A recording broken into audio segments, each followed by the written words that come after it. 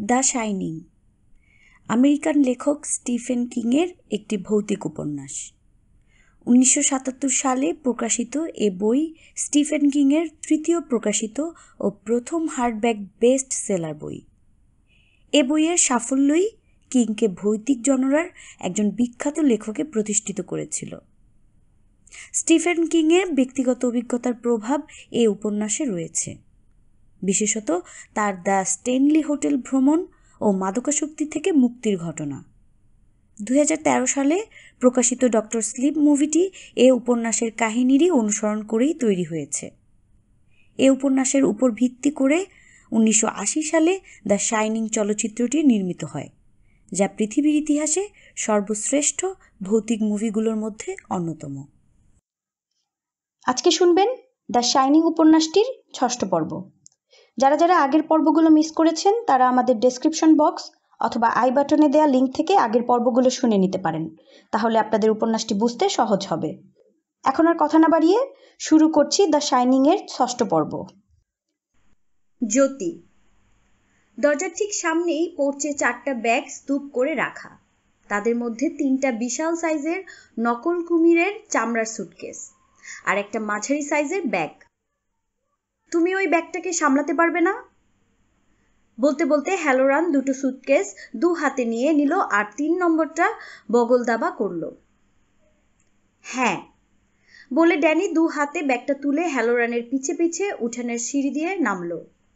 ও চেহারা শক্ত করে রাখলো যাতে বোঝা না যায় যে ব্যাগটা তুলতে ওর কষ্ট হচ্ছে। এখন বাইরে বেশ ঠান্ডা বাতাস বইছে। পাহাড় থেকে নেমে আসা দমকা হাওয়া মুখে লাগতে ড্যানি চোখ কুঁচকে ছোট ছোট করে ফেলল। উঠানে কিছু মরা পাতা ঘুরে বেড়াচ্ছিল। এই দৃশ্যটা দেখে ড্যানির এখানে আসার আগের রাতের কথা মনে পড়ে গেল, যেদিন রাতে ওর মনে হয়েছিল যে টনি ওকে নিষেধ করছে যাতে ও এখানে না আসে। হ্যালোরান সুটকেসগুলো একটা প্লাইমাউথ ফিউরির সামনে এনে রাখলো। এই গাড়িটা তেমন সুবিধের নয়, ও স্বীকার করলো।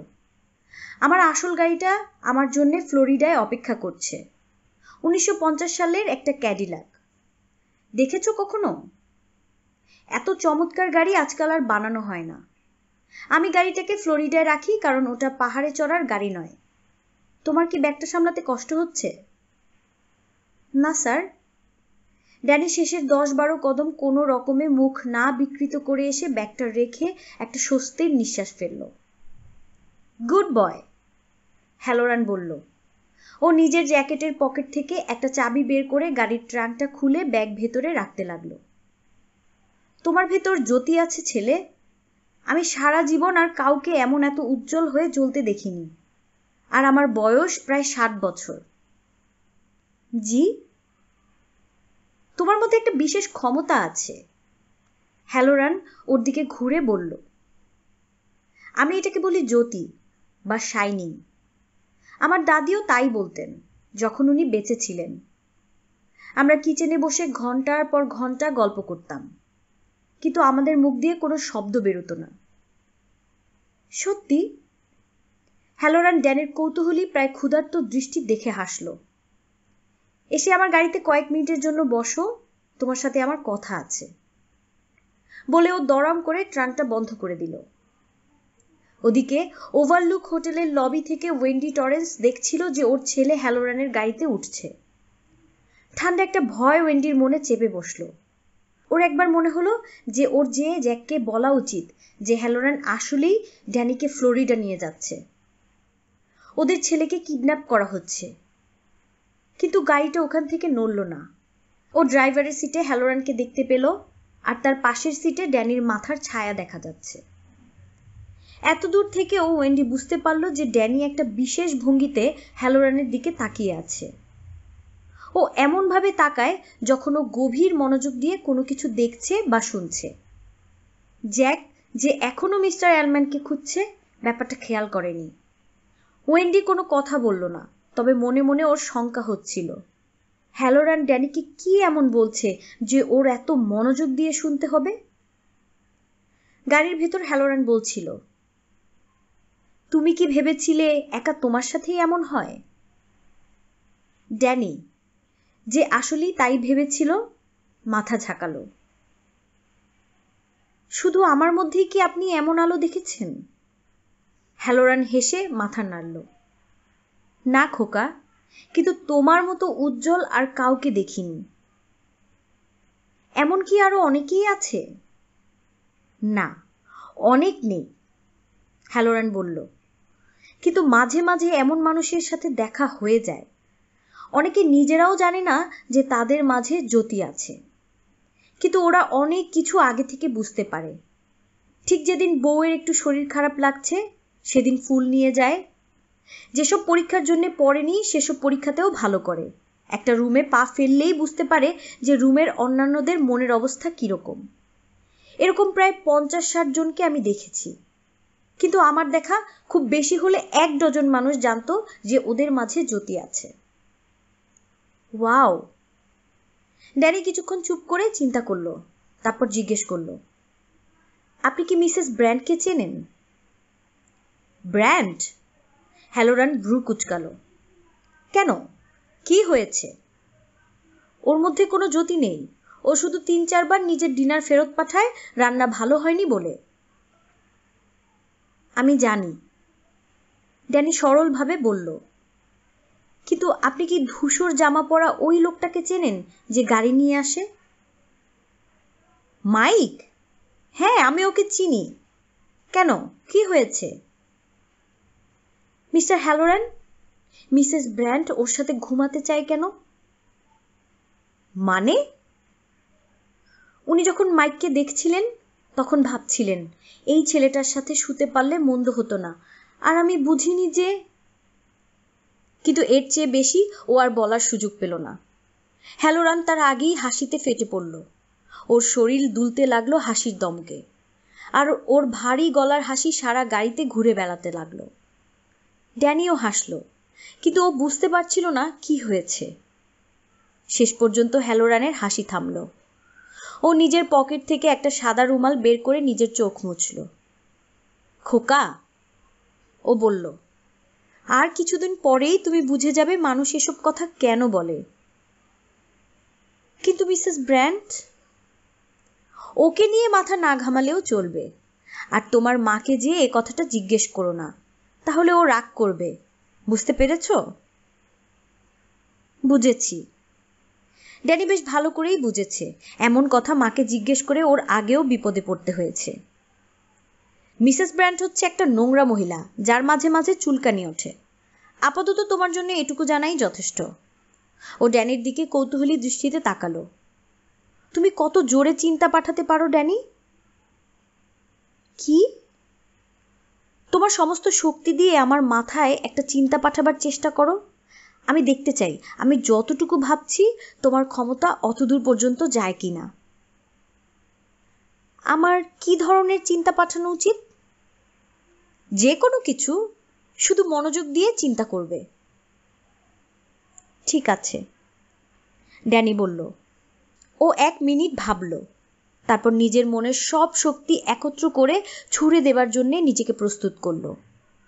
ও আগে কখনো এরকম কিছু করেনি, আর শেষ মুহূর্তে ওর সহজাত প্রবৃত্তি ওকে বাধা দিল। ও নিজের পুরো ক্ষমতা ব্যবহার না করে কিছুটা ঠেকিয়ে রাখল। ও হ্যালোরানকে ব্যথা দিতে চায় না। তারপরেও চিন্তাটা তীরের মতো ছুটে বেরিয়ে গেল ওর ভেতর থেকে, প্রচণ্ড বেগে, একটা বেসবল চুড়ে মারবার মতো। চিন্তাটা হচ্ছে, কেমন আছো ডিক? হ্যালোরানের মুখ কুঁচকে গেল, আর ওর শরীরটা ছটকা খেলো পেছন দিকে। খট করে ওর দাঁতের পাটিগুলো বাড়ি খেলো একটা আরেকটার সাথে, আর ওর নিচের ঠোঁট থেকে গড়িয়ে পড়ল রক্তের সরু ধারা। ওর হাত দুটো আপনা আপনি লাফ দিয়ে বুকের কাছে চলে এলো, তারপর আবার ফিরে গেল উরুর উপর। কিছুক্ষণ নিজের চোখের পাতা পিটপিট করলো। এসব দেখে ড্যানি ভয় পেয়ে গেল। মিস্টার হ্যালোরান, ঠিক, আপনি কি ঠিক আছেন?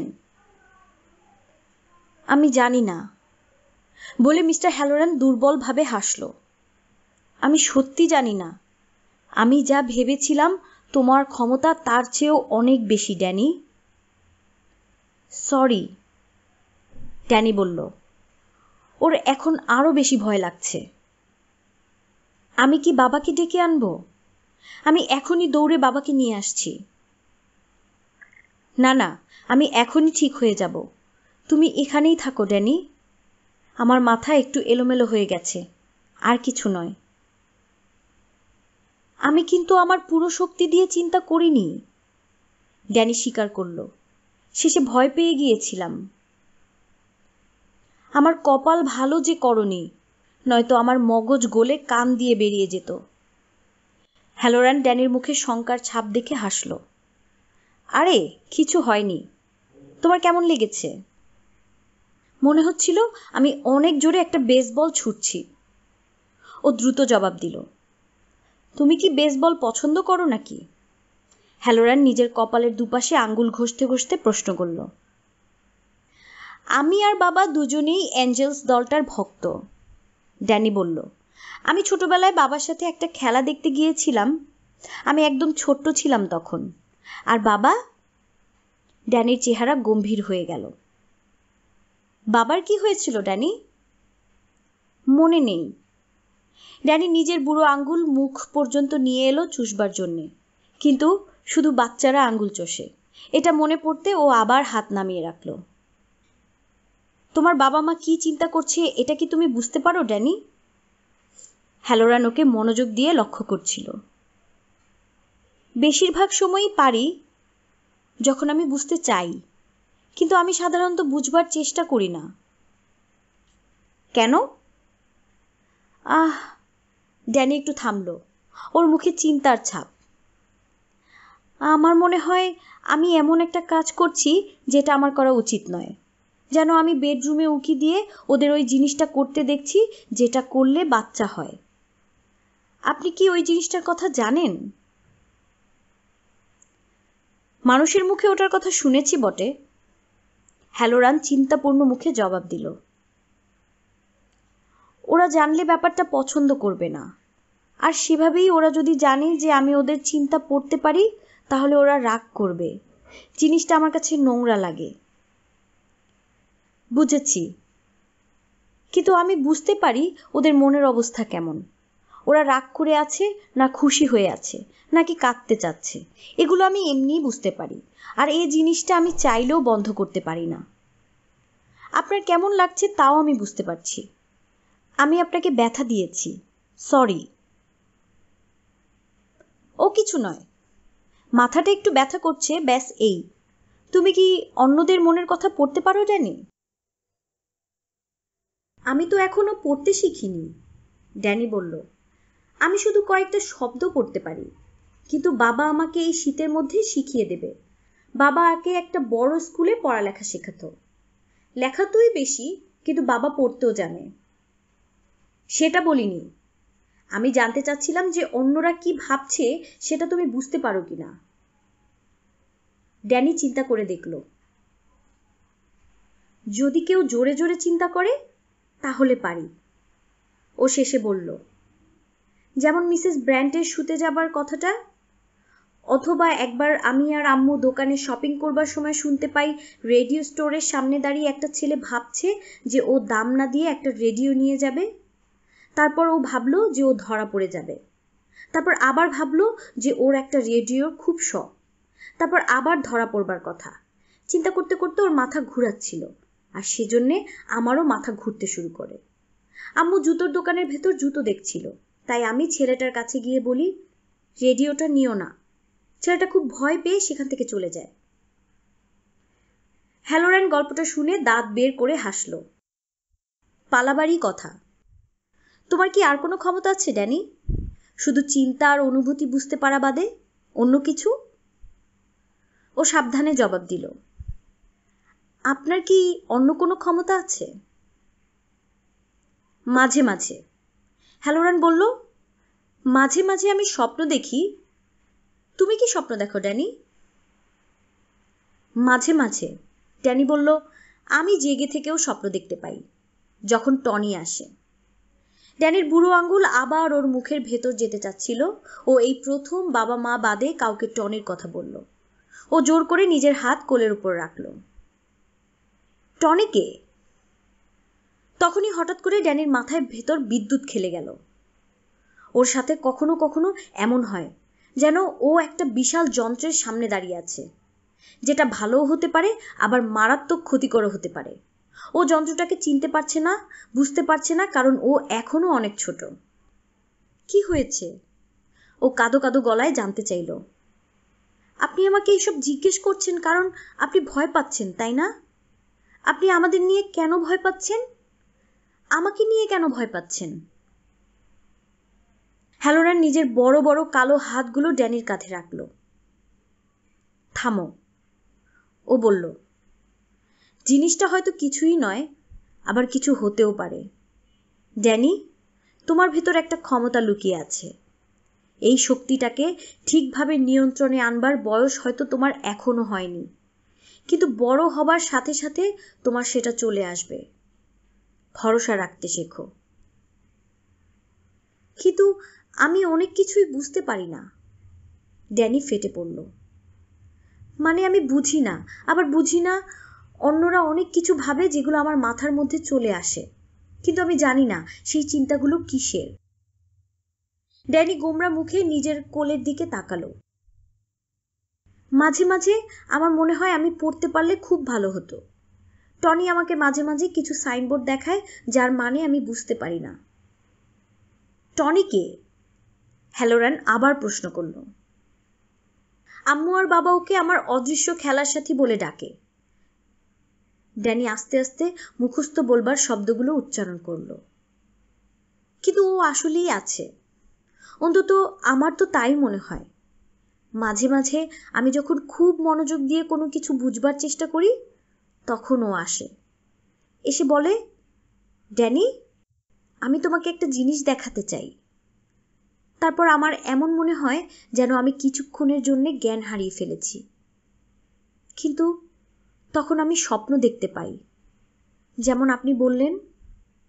ও হ্যালোরানের দিকে তাকিয়ে ঢোক গিলল। আগে ও ভালো ভালো জিনিস দেখাতো, কিন্তু এখন যেসব স্বপ্ন দেখলে ভয় লাগে আর কান্না পায় তাদের কি বলে আমি ভুলে গেছি। দুঃস্বপ্ন? হ্যাঁ, ঠিক, দুঃস্বপ্ন। এই জায়গাকে নিয়ে, ওভারলুকের ব্যাপারে? ড্যানি আবার নিজের বুড়ো আঙ্গুলের দিকে তাকালো। হ্যাঁ, ও নিচু স্বরে জবাব দিল। তারপর ও মাথা তুলে তীক্ষ্ণ স্বরে বলল, কিন্তু বাবাকে এটা বলা যাবে না, আপনিও বলতে পারবেন না। বাবার এই চাকরিটা দরকার, কারণ এটা ছাড়া এল আঙ্কেল আর কোনো চাকরি দিতে পারবে না।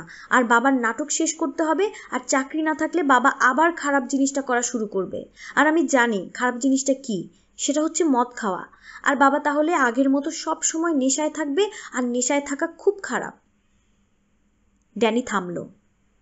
ওর চোখ ছলছল করছিল। হ্যালোরান ড্যানিকে নিজের বুকে টেনে নিল। সবকিছু ঠিক আছে বাবা, আর তোমার বুড়ো আঙ্গুলটা যদি তোমার মুখের ভেতরে ঢুকে আসতে চায় তাহলে যেতে দাও, ও বলল। কিন্তু কেন যেন ওকে চিন্তিত দেখাচ্ছিল। ও বলল, তোমার যে ক্ষমতাটা আছে, যেটাকে আমি বলি জ্যোতি, বাইবেল ওই একই জিনিসকে বলে দিব্য দৃষ্টি, আর বিজ্ঞানীরা একে বলে প্রিকগনিশন। আমি এটা নিয়ে পড়ালেখা করেছি। এ সবগুলো নামের একটাই মানে, সেটা হচ্ছে ভবিষ্যৎ দেখবার ক্ষমতা। বুঝেছ?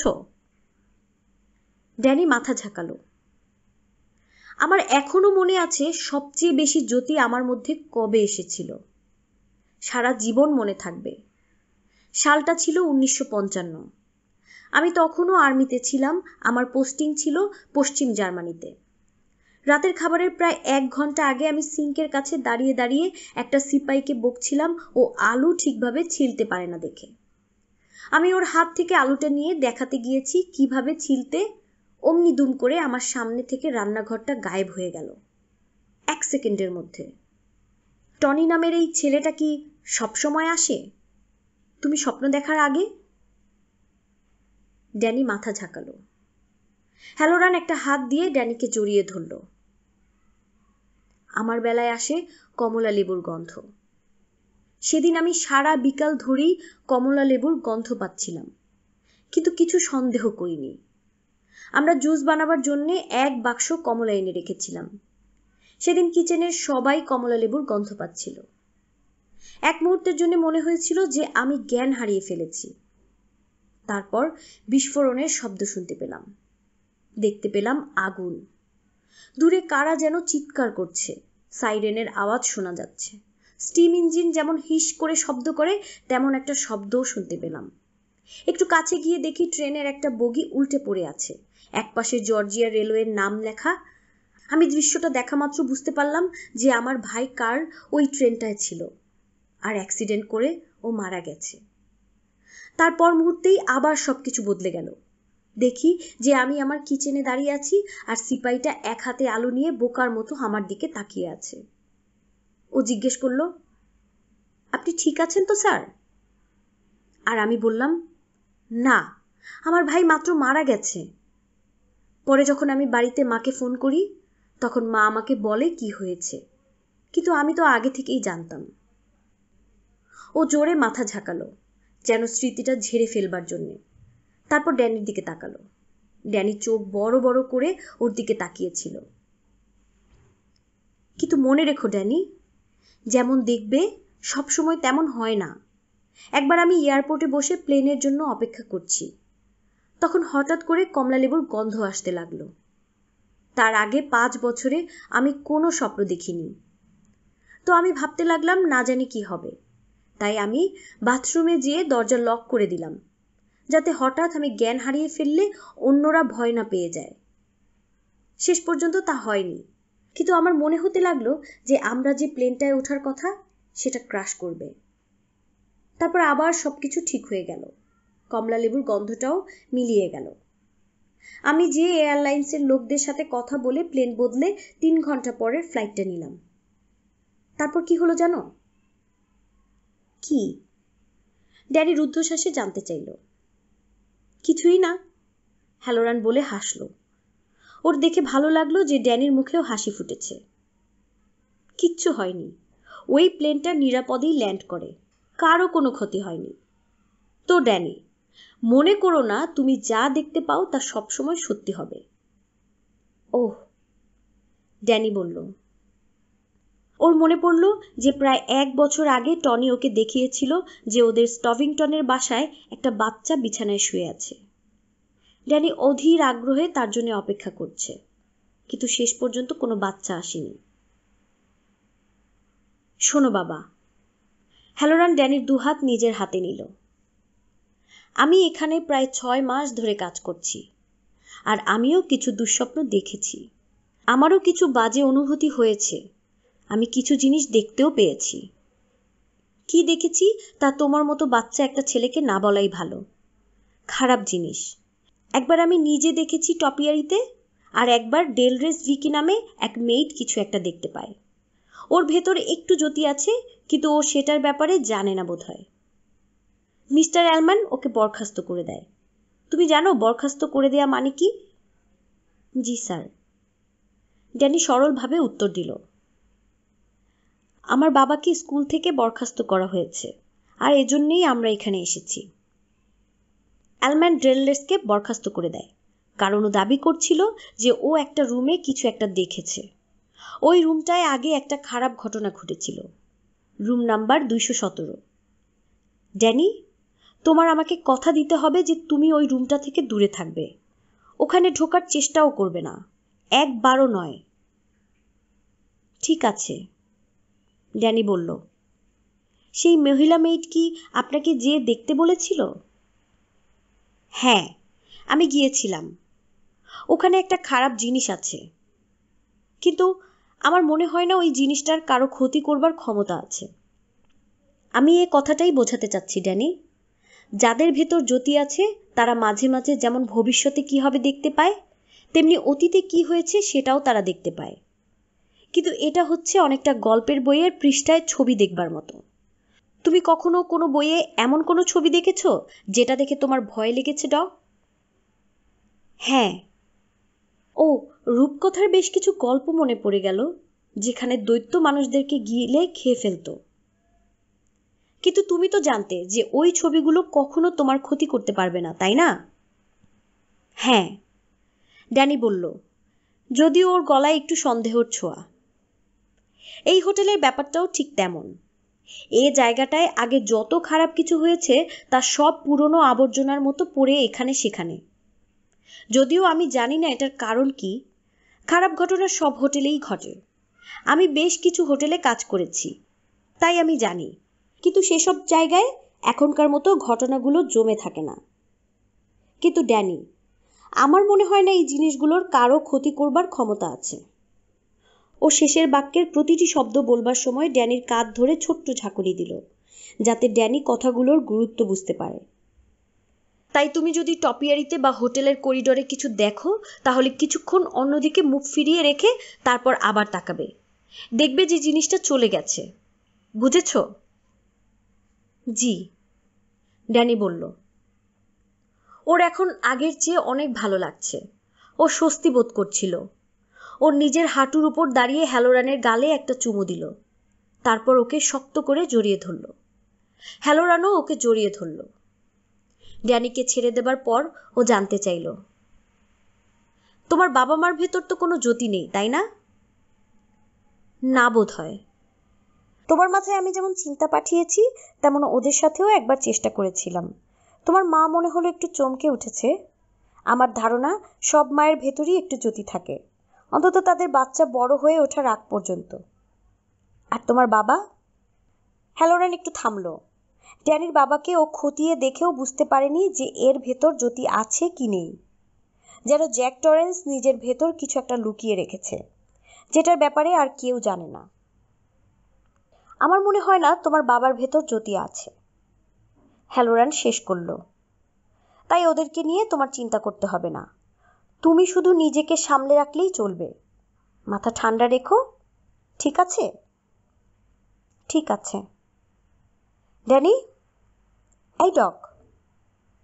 হোটেলের সামনে থেকে ওয়েন্ডির গলা ভেসে এলো। ড্যানি ফিরে তাকালো। আম্মু ডাকছে, আমার যেতে হবে। জানি, হ্যালোরান বলল। ভালো থেকো আর মজা করতে চেষ্টা করো, যতটুকু পারো আর কি। চেষ্টা করব মিস্টার হ্যালোরান। ধন্যবাদ। এখন আমার আগের চেয়ে অনেক ভালো লাগছে। হাসি মাখানো চিন্তাটা ওর মাথার ভেতর ফুটে উঠল। আমার বন্ধুরা আমাকে ডিক বলে ডাকে। ডিক, আচ্ছা ঠিক আছে। ওরা দৃষ্টি বিনিময় করলো আর ডিক হ্যালোরান চোখ টিপল ড্যানির দিকে তাকিয়ে। ড্যানি গাড়ির দরজা খুলে বেরিয়ে যাবার সময় ডিক ওকে ডাকলো।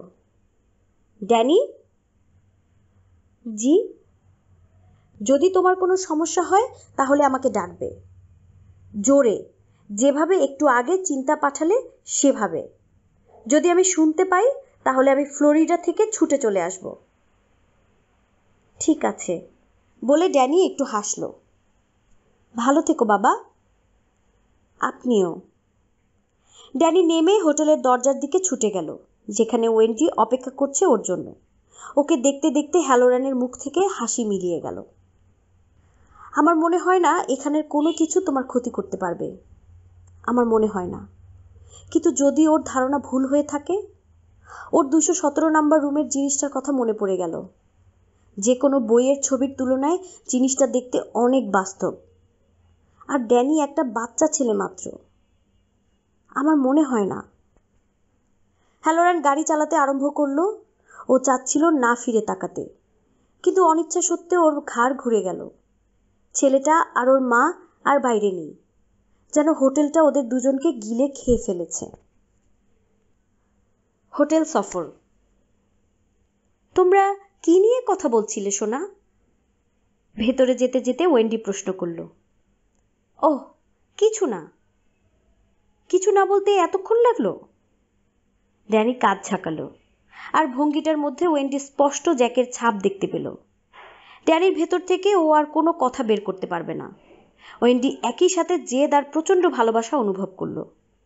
ভালোবাসাটা ছিল অসহায় এক ধরনের ভালোবাসা, যেটার ওকে ভাসিয়ে নিয়ে গেলেও ওর আর আপত্তি করবার শক্তি নেই। আর জেদ কারণ ওর মনে হচ্ছিল যে ওর নিজের পরিবারেই ও যেন বাইরের কেউ। জ্যাক আর ড্যানির মাঝে এত প্রচণ্ড মিল যে ওর কখনো কখনো মনে হয় যে ও একজন অতিথি, যে ওদের সাথে কিছুদিন থাকতে এসেছে। কিন্তু এই শীতে তো এটা সম্ভব নয়, ওয়েন্ডি সন্তুষ্ট মনে ভাবল। ওরা তিনজন ছাড়া আর কেউ এখানে থাকবে না। ও ওকে জ্যাক আর ড্যানির নিজেদের দলে সামিল করতেই হবে। হঠাৎ ওয়েন্ডির মনে পড়ল যে ও নিজের ছেলে আর স্বামীকে হিংসা করছে, আর ও মনে মনে লজ্জা পেল। এমনভাবে ওর মা চিন্তা করে, ও নয়। লবিতে এখন হোটেলের কয়েকজন কর্মচারী বাদে আর কেউ নেই। অ্যালমান আর হেড ক্লার্ক ক্যাশ রেজিস্টারের সামনে দাঁড়িয়ে টাকার হিসাব করছে। কয়েকজন মেইড নিজেদের ইউনিফর্ম বদলে সাদা পোশাকে লাগেজ নিয়ে দরজার কাছে অপেক্ষা করছে, আর মেইনটেনেন্স ম্যান ওয়াটসন দাঁড়িয়ে আছে। ওয়েন্ডি ওর দিকে তাকিয়ে আছে দেখে ওয়াটসন অশ্লীল ভঙ্গিতে চোখ টিপ মারল। ওয়েন্ডির সাথে সাথে চোখ ফিরিয়ে নিল। জ্যাক বড় জানালাটার কাছে দাঁড়িয়ে বাইরের দিকে তাকিয়ে আছে। ওকে দেখে মনে হচ্ছে ও নিজের কল্পনায় হারিয়ে গেছে। হিসাব শেষ করে অ্যালম্যান ঘটাং শব্দ তুলে ক্যাশ রেজিস্টার বন্ধ করে দিল। হেড ক্লার্কের চেহারায় স্বস্তির ছাপ দেখে ওয়েন্ডি মজা পেল। বোঝাই যাচ্ছিল যে বেচারা হিসাব নিয়ে একটু ভয়ে ছিল। অ্যালম্যান নিশ্চয়ই টাকায় কোনো ঘাটতি দেখলে ওর বেতন থেকে কেটে রাখে।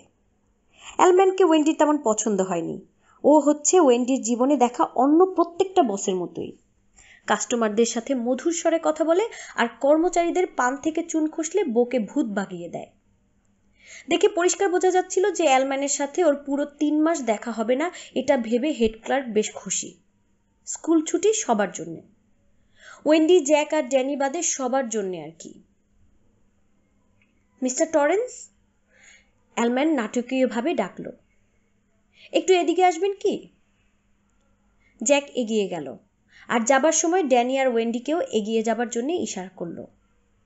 ক্লার্ক এর মধ্যে ভেতরে গিয়ে জামা বদলে একটা ওভারকোট পরে এসেছে।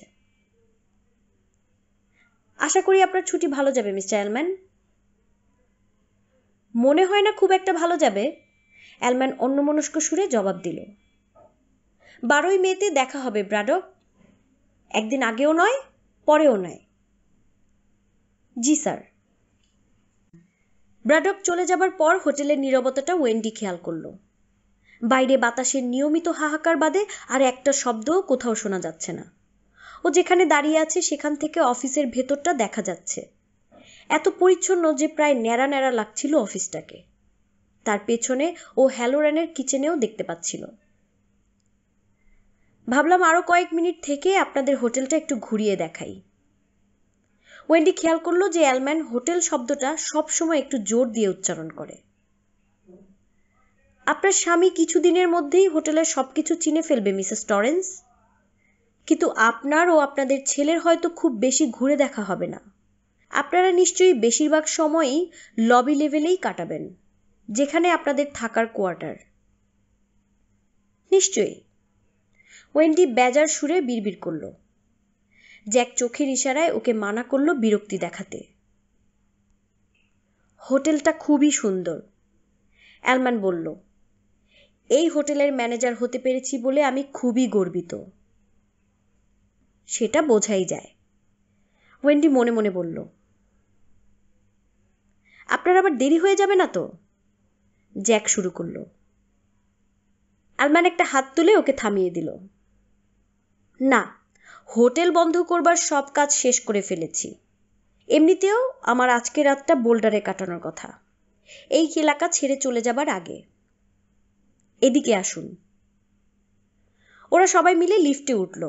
ভেতরে তামা আর পেতল দিয়ে সুন্দর ডিজাইন করা। কিন্তু অ্যালম্যান লিভার টানবার পর লিফটটা বেশ ভালো রকমের একটা ঝাঁকুনি খেল। ড্যানি একটু চমকে গেল তাতে। অ্যালম্যান তা লক্ষ্য করে ওর দিকে তাকিয়ে ওকে আশ্বস্ত করবার জন্য হাসল। ড্যানি চেষ্টা করলো হাসিটা ফিরিয়ে দিতে, কিন্তু ও খুব একটা সফল হয়েছে বলে মনে হলো না।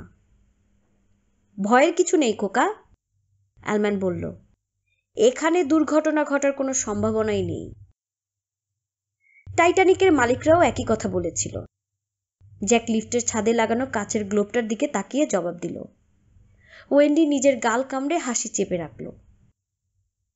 অ্যালম্যানের চেহারায় অবশ্য হাসির কোনো চিহ্ন দেখা গেল না।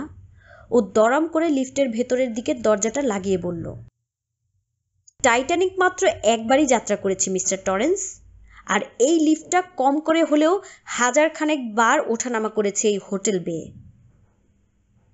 যাক, তাহলে তো কোনো ভয় নেই। জ্যাক ড্যানির মাথায় হাত বুলিয়ে দিল। সব ঠিক আছে ডক, এই প্লেনটা ক্র্যাশ করবে না। আলম্যান লিভার টানবার পর ওরা সবাই একটা ঝাঁকুনি খেলো। তারপর মোটরটা গুঙ্গিয়ে উঠে লিফটটাকে চালু হবার নির্দেশ দিল। প্রাচীন এই ঘরটার ভেতর আলো ছায়ার খেলা দেখতে দেখতে ওয়েন্ডির মনে হলো ওরা আর কখনো বের হতে পারবে না। দিনের আলো দেখার সৌভাগ্য ওদের কারো আর কখনো হবে না। এখানেই দম বন্ধ হয়ে মরতে হবে। ওরা নামবার সময় লিফটটা আরেকবার ঝাঁকুনি খেলো, যেটা ওয়েন্ডির মোটেও সুবিধার মনে হলো না। আগে দুর্ঘটনা ঘটুক আর নাই ঘটুক, ও ঠিক করলো যে ও এখানে যতদিন আছে লিফটের বদলে সিঁড়ি ব্যবহার করবে। অন্তত 3 জন একসাথে এই মান্ধাতা আমলে লিফটে কখনো উঠবে না। ড্যানি নেমে কিছুক্ষণ মেঝের কার্পেটটার দিকে তাকিয়ে রইল। কি দেখিস ডক?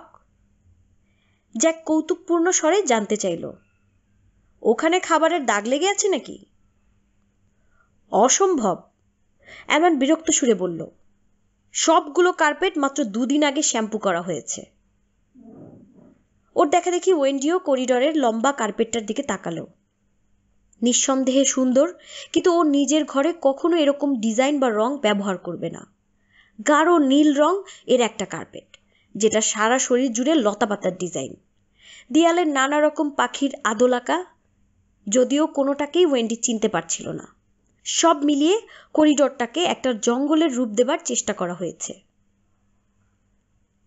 তোমার কি কার্পেটটা ভালো লেগেছে? ও ড্যানিকে জিজ্ঞেস করলো। হ্যাঁ আম্মু, ড্যানি নিষ্প্রাণভাবে জবাব দিল। হলটা বেশ চওড়া, তাই ওদের হাঁটতে কোনো অসুবিধা হচ্ছিল না। দেয়ালের ওয়ালপেপার কার্পেটের সাথে মানিয়ে আকাশি নীল রঙের। কিছুক্ষণ পরপর মাটিতে লাইট পোস্ট বসানো ছিল, যেগুলো 1800 শতাব্দীর লন্ডনের গ্যাস লাইটের আদলে বানানো।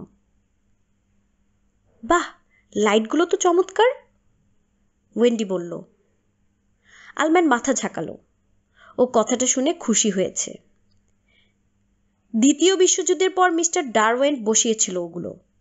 4 তলার অনেকখানি, যদিও সবটা নয় ওনার ডিজাইন করা।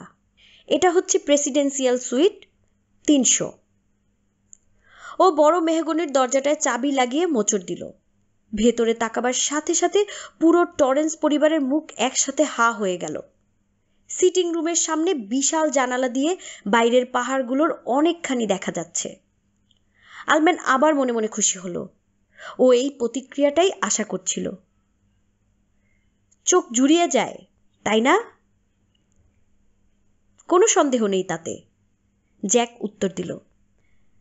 জানালাটা এত বড় যে ওটা সিটিং রুমের দেয়ালের প্রায় সবটুকু নিয়ে নিয়েছে। বাইরে ছবির মতো সুন্দর একটা সূর্য 2টো পাহাড়ের চূড়ায় মাঝে অস্ত যাচ্ছে। পাহাড়গুলোর গায়ে বরফ সূর্যের আলোয় মুক্তোর মতো ঝকঝক করছে। জ্যাক আর ওয়েন্ডি এই দৃশ্য দেখে এতই বিমোহিত হয়ে গিয়েছিল যে ওদের ড্যানির দিকে খেয়াল ছিল না। ওর দিকে তাকালে ওরা দেখতে পেল যে ড্যানি জানালার দিকে নয়, বরং বাঁ দিকের লাল সাদা দেয়ালের দিকে তাকিয়ে আছে। আর ওর মুখ পাহাড়ের সৌন্দর্যের কারণে হা হয়নি। দেয়াল জুড়ে শুকনো রক্তের ছাপ, আর তার মাঝে মাঝে মানুষের হাড়ের আর ধূসর মগজের টুকরো ঝুলে আছে। দৃশ্যটা দেখার সাথে সাথে ড্যানির বমি এসে গেল। দেয়ালে রক্ত আর মাংস মিলে একটা আবছা আকৃতি ধারণ করেছে। একজন মানুষের চেহারা, যার মুখ ব্যথায় বিকৃত, যার মাথায় একপাশ থেতলে গিয়েছে। সাথে সাথে ওর মনে পড়ে গেল, যদি তুমি কিছু দেখো তাহলে কিছুক্ষণ অন্যদিকে মুখ ফিরিয়ে রেখে তারপর আবার তাকাবে, দেখবে যে জিনিসটা চলে গেছে, বুঝেছ? ও জোর করে জানালা দিয়ে বাইরে তাকালো আর মুখ স্বাভাবিক রাখলো যাতে কেউ কিছু বুঝতে না পারে। আর মা যখন ওর দিকে হাত বাড়িয়ে দিল তখন ও হাতটা ধরল বটে, কিন্তু তাতে চাপ দিল না, যাতে ওরা দেখতে না পায় যে ও ভয় পেয়েছে। আলম্যান বাবাকে শীতের সময় জানলা বন্ধ রাখার ব্যাপারে কিছু একটা বোঝাচ্ছিল। ড্যানি আর চোখে আবার দেয়ালটার দিকে তাকালো। এখন আর ওখানে কিছু দেখা যাচ্ছে না, রক্ত, চেহারা, কিছুই না। আলম্যান এখন ওদেরকে আবার রুমের বাইরে নিয়ে গেল। আম্মু জানতে চাইল ড্যানির পাহাড়গুলো কেমন লেগেছে। ড্যানি বলল ভালো, যদিও পাহাড়ের দিকে ও একবারও মনোযোগ দিতে পারেনি। আলম্যান দরজায় তালা দেবার সময় ড্যানি আরেকবার ভেতরে তাকালো। রক্তের ছোপগুলো আবার ফিরে এসেছে, কিন্তু এখন আর শুকনো নয়, তাজা রক্ত দেয়াল থেকে গড়িয়ে মাটিতে পড়ে জমা হচ্ছে। আলম্যান সরাসরি দেয়ালটার দিকে তাকিয়ে এই রুমটায় কোন কোন বিখ্যাত ব্যক্তি এসেছে থেকেছে তার বর্ণনা দিচ্ছিল। ড্যানির তখন খেয়াল হলো যে ও নিজের নিচের ঠোঁট কামড়ে রক্ত বের করে ফেলেছে। ও অন্যদের পেছন পেছন হাঁটতে হাঁটতে ঠোঁটের রক্ত হাত দিয়ে মুছে চিন্তা করতে লাগলো। রক্ত, মিস্টার হ্যালোরান কি রক্তই দেখছিলেন, নাকি তার চেয়েও খারাপ কিছু? আমার মনে হয় না এই জিনিসগুলো তোমার কোনো ক্ষতি করতে পারবে। ওর বুকের ভেতর একটা চাপা চিৎকার জমা হয়ে আছে, কিন্তু ও কখনো সেটা বের হতে দেবে না। ওর বাবা মা এসব জিনিস দেখতে পায় না, বুঝতেও পারে না। ওর বাবা আর মা একজন আরেকজনকে ভালোবাসছে এখন, আর এটাই সবচেয়ে জরুরি কথা। অন্য সব কিছু রূপকথার বইয়ের ছবির মতো। কিছু ছবি দেখলে ভয় লাগে ঠিকই, কিন্তু ওরা কোনো ক্ষতি করতে পারবে না। ওরা কোনো ক্ষতি করতে পারবে না। মিস্টার অ্যালম্যান ওদের 4 তলার গোলকধাঁধার মতো করিডোরে হাঁটতে হাঁটতে আরও বেশ কয়েকটা রুমে নিয়ে গেলেন। একটা রুম দেখিয়ে অ্যালম্যান জানালো যে এখানে ম্যারিলিন মনরো নামে এক মহিলা আর্থার মিলার নামে এক লোকের সাথে এসে থেকেছিলেন। তখন ওরা স্বামী স্ত্রী ছিলেন, পরে ওদের ডিভোর্স হয়ে গেছে। আম্মু? কি শোনা? যদি ওরা স্বামী স্ত্রী হয়ে থাকে তাহলে ওদের দুজনের নাম দুরকম ছিল কেন? তোমার আর বাবার দুজনের নামই তো টরেন্স। হ্যাঁ, কিন্তু আমরা তো আর বিখ্যাত নই, জ্যাক বলল। যেসব মেয়েরা খুব বিখ্যাত তারা নিজেদের পদবি বদলায় না, কারণ ওরা নাম বিক্রি করেই বেঁচে থাকে। নাম বিক্রি করে? ড্যানি অবাক হয়ে প্রশ্ন করল। বাবা যেটা বলল তার মানে হচ্ছে, ওয়েন্ডি বলল, লোকজন ম্যারিলিন মনরোর সিনেমা দেখতে যেতে যাবে, কিন্তু ম্যারিলিন মিলারের নয়। কিন্তু কেন? ওনার চেহারা তো একই থাকবে, তাই না? মানুষ কি আর ওনাকে দেখলে চিনবে না? হ্যাঁ, তা চিনবে, কিন্তু ওয়েন্ডি অসহায়ভাবে জ্যাকের দিকে তাকালো। স্বনামধন্য লেখক ট্রুম্যান ক্যাপোটিও এ রুমে থেকেছিলেন। অ্যালম্যান অধৈর্য স্বরে বাধা দিল। এটা আমি ম্যানেজার হবার পরের ঘটনা। খুবই ভালো লোক ছিলেন, ভদ্র। আর কোনো রুমেই তেমন অসাধারণ কিছু দেখা গেল না। শুধু লিফটের কাছে দেয়ালে ঝোলানো একটা ফায়ার এক্সটিংগুইশার দেখে ড্যানির কেন যেন একটু অস্বস্তি হলো। এক্সটিংগুইশার বেশ পুরনো আমলের, একটা চ্যাপ্টা হোস পাইপ যেটার একদিক গুটিয়ে একটা লাল হুইলের সাথে গিয়ে যুক্ত হয়েছে, আর অন্যদিকে পেতলের নল যেদিক দিয়ে পানি বের হয়। হুইলটার মাঝে একটা লোহার পাইপের মতো জিনিস ঢোকানো, যেটা আগুনের সময় একটানে খুলে হুইলটা ঘুরিয়ে পানি ছাড়া হয়। ড্যানি একবার দেখেই বুঝতে পারছিল যন্ত্রটার কোনো অংশ কি করে। এসব ব্যাপারে ওর একটা সহজাত ক্ষমতা আছে। ওর যখন মাত্র 2.5 বছর বয়স, তখন ওদের স্টমিংটনের বাসার দরজার লক কিভাবে খুলতে হয় তাও শিখে ফেলে। এই এক্সটিংগুইশারটা ওর দেখা অন্যান্য এক্সটিংগুইশারের চেয়ে পুরনো। ওর নার্সারি স্কুলেও একটা আগুন নেভানোর যন্ত্র ছিল, কিন্তু ওটা আরও আধুনিক। কিন্তু ওর অস্বস্তির কারণটা যন্ত্রটার বয়স নয়। ও কিছুতেই বুঝতে পারছিল না যে ওর এমন কেন লাগছে।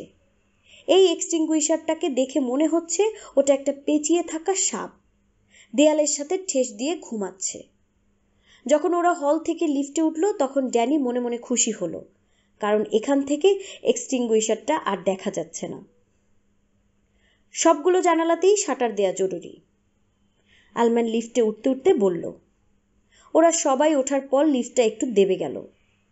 কিন্তু প্রেসিডেন্সিয়াল সুইটগুলো নিয়েই আমার চিন্তা সবচেয়ে বেশি। ওই বড় জানালাটার সে সময়ই দাম পড়েছে $420, আর এখনকার দিনে তো আরও 10 গুণ বেশি পড়বে।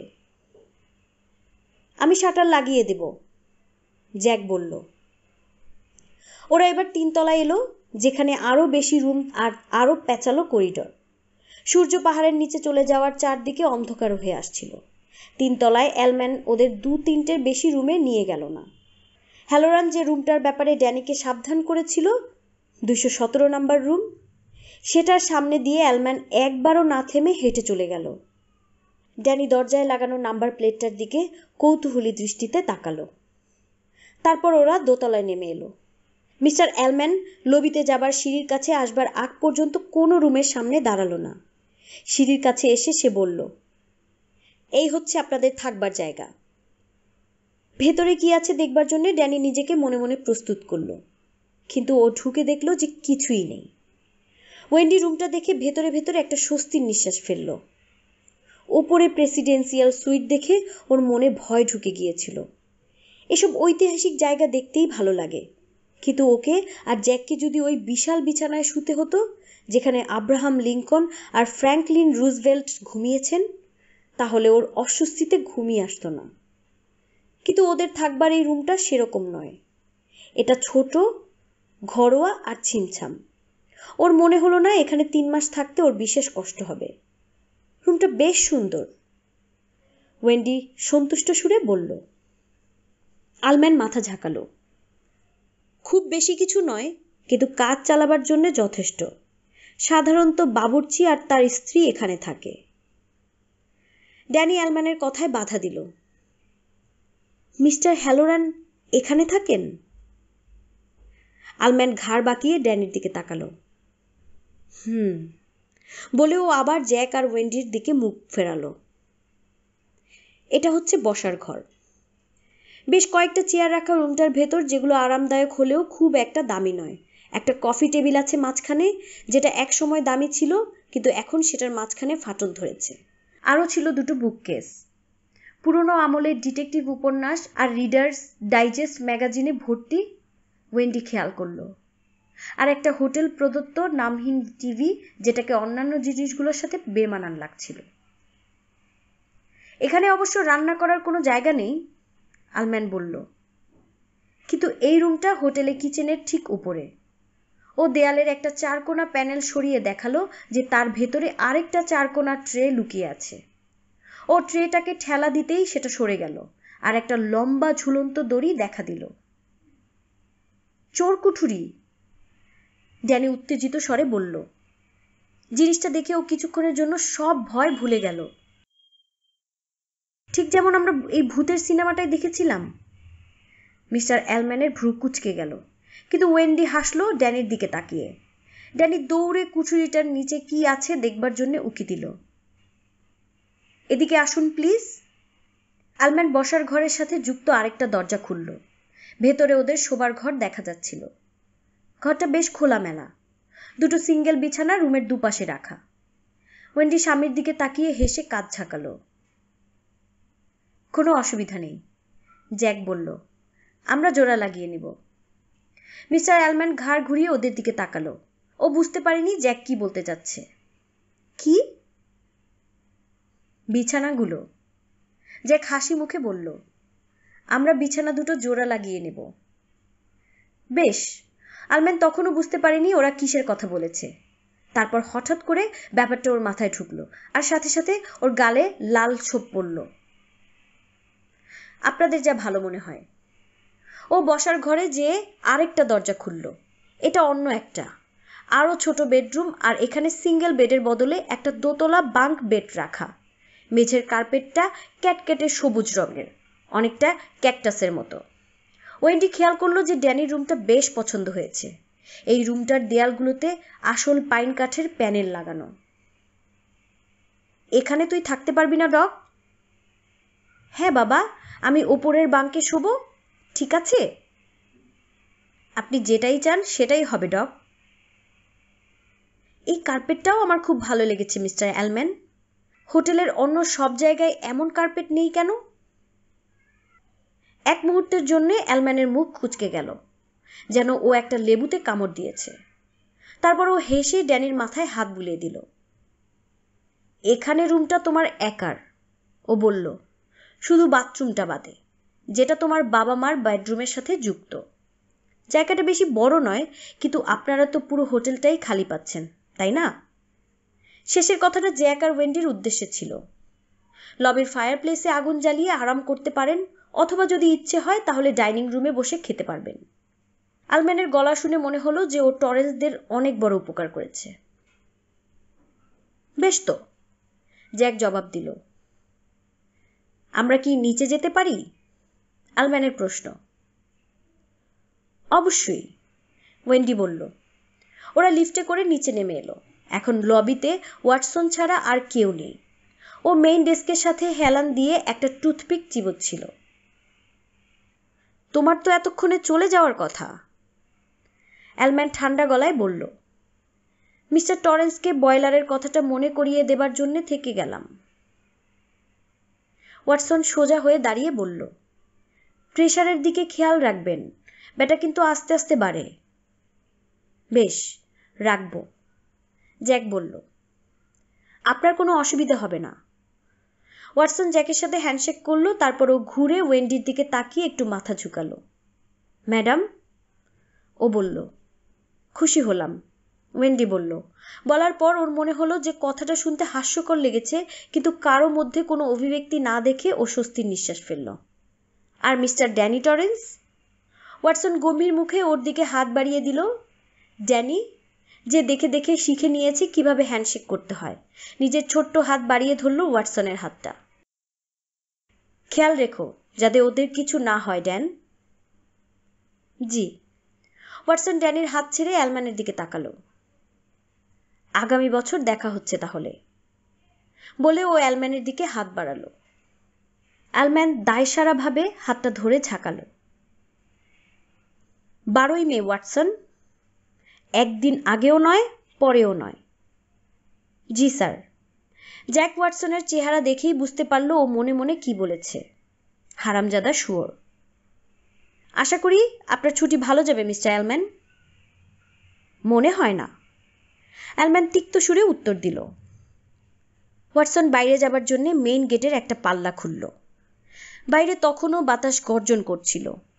ও ঘুরে দাঁড়িয়ে বলল, ভালো থাকেন আপনারা। ড্যানি সবার হয়ে উত্তর দিল, জি, আপনিও। ওয়াটসন চলে গেল। এক মুহূর্তের জন্যে ড্যানির নিজেকে প্রচণ্ড একা লাগলো। আমাদের আজকের আয়োজন এই পর্যন্তই। খুব শীঘ্রই আমরা এই গল্পের পরবর্তী অংশ নিয়ে হাজির হব। যারা এতক্ষণ পর্যন্ত আমাদের সাথেই ছিলেন তারা অবশ্যই আমাদের ভিডিওটি লাইক করবেন ও আপনার পরিবার, আশেপাশের পরিচিত মানুষদের সাথে শেয়ার করে আমাদের এরকম ভিডিও তৈরি করতে অনুপ্রাণিত করবেন এবং অবশ্যই আপনাদের মূল্যবান মতামত আমাদের কমেন্ট করে জানাবেন। আর যারা নতুন আমাদের চ্যানেলে এসেছেন তারা আমাদের চ্যানেলটি সাবস্ক্রাইব করবেন। ধন্যবাদ।